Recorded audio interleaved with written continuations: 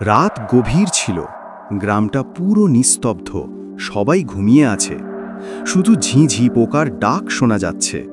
গ্রামের সব আলো নিভে গেছে, কিন্তু অন্ধকারে যেন একটা ভয় লুকিয়ে আছে।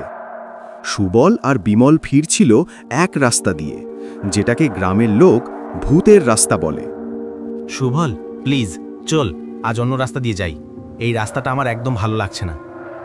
আরে দূর, ভূতচুৎ সব বাজে কথা, পুরনো দিনের গল্প। রাস্তার পাশে একটা পুরনো বড় বটগাছ।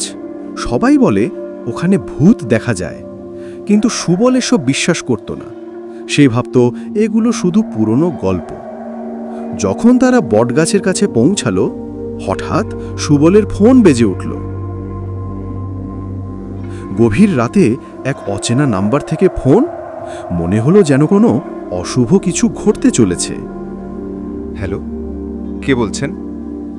সুবল ফোনটা ধরল। ওপাশে শুধু বাতাসের আওয়াজ, তারপর একটা অচেনা ফিসফিসানি শোনা গেল। বাড়িতে যেও না।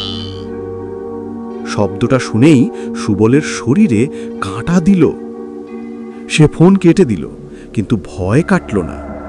কি হলো সুবল, কার ফোন ছিল? তুই এমন চমকে উঠলি কেন? কিছুক্ষণ পর আবার ফোন বেজে উঠল। এবার কণ্ঠস্বর আরো জোরে, আরো ভয়ঙ্কর, যেন কেউ কাঁদছে, অনুনয় করছে। তারপর সেই কণ্ঠ বলল, তুমি একা নও। কে কে তুমি? সুবল বুঝল আশেপাশের অন্ধকার যেন জীবিত হয়ে গেছে। গাছ, বাতাস সব যেন তাকিয়ে আছে। অবশেষে সুবল বাড়িতে পৌঁছালো। দরজাটা খোলা ছিল, যেন কেউ তার অপেক্ষায়। কিন্তু সেটা স্বাগত না ফাঁদ, কে জানে। সে বুঝে ওঠার আগেই তার শরীর নিজের নিয়ন্ত্রণে ছিল না। কেউ যেন তাকে টানছে ভিতরে। ফোনটা আবার বেজে উঠল। এবার সেই ভয়ঙ্কর কণ্ঠ একেবারে কাছে। কি চাও? আমায় সাহায্য করো।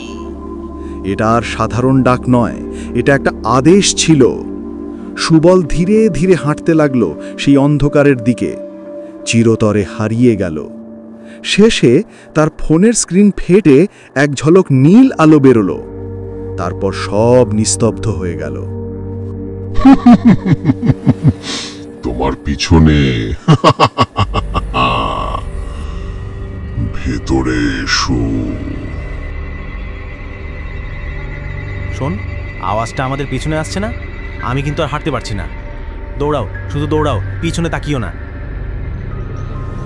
বিমল, চল পালাই, খুব তাড়াতাড়ি, এই রাস্তা ভালো না।